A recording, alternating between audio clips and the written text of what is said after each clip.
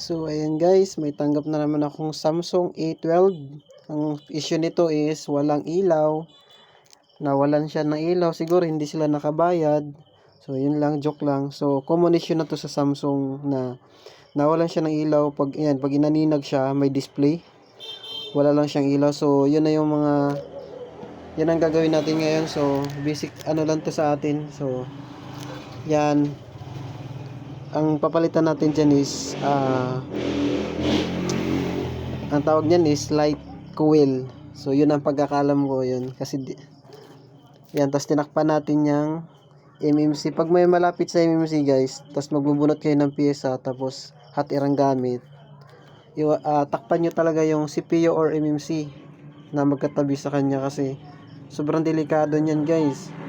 Pag yan nainitan, matik yan, patay talaga yung cellphone, hindi na mabubuhay yan, i-re-reball nyo siya ulit.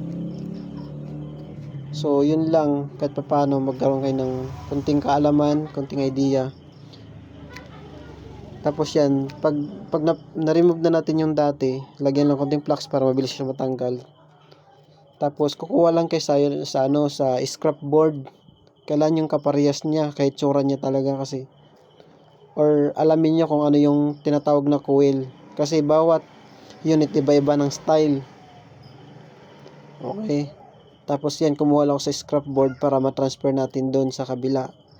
Kung wala naman kayong scrap board, bumili kayo sa Shopee or Lazada, meron yan. Hanap-hanap na lang kayo na ganong ano. Tapos yan. Tapos idandahan natin basta yan, pag after niya natin mailagay. So ganun lang din yung procedure. Tapos yung init, kung mahina lang sa 300, try nyo 320. Basta yun lang yung mga init guys. Huwag lang lumagpas ng mga 350 kasi sobrang init na yun. Maraming maapektuhan. Basta kahit mga 320, 300, okay na yun. Tapos yun guys, yung sa taas na dalawa, tanggalin nyo guys. Or kung may pamalit kayo, pwede rin. Or kung wala naman, ayos lang, remove nyo po yung dalawang kapasitor na yan. Kapasitor ang tawag dyan is, yan yung nagko-control ng ilaw na, kaya siya nag-short, nasira yung kasi umiinit siya. Nagkaroon siya ng shortage. So kung may tester kayo, marunong kayo sa tester, pwede naman. Pero kadalasan yan ang nasisira. I-try nyo tanggalin yung isa. Or kung ayaw pa rin sa isa, yung dalawa, sure ball yan pag dalawa yung i-remove nyo. Basta wag lang kayong gumamit ng hot air guys kapag doon na sa kapasitor kasi delikado.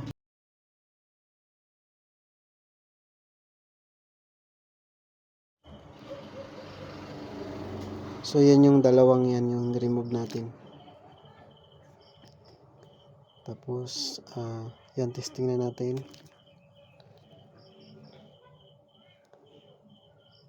So yan, okay na siya guys. May display na siya. So yun lang yung tricks na pinakita sa inyo. Basta yun lang susundan nyo guys pag mga ganitong problem ng Samsung A12. Yun lang. So yun lang guys, sana paano nagkaroon kayo ng idea. So yan lang, susunod ulit.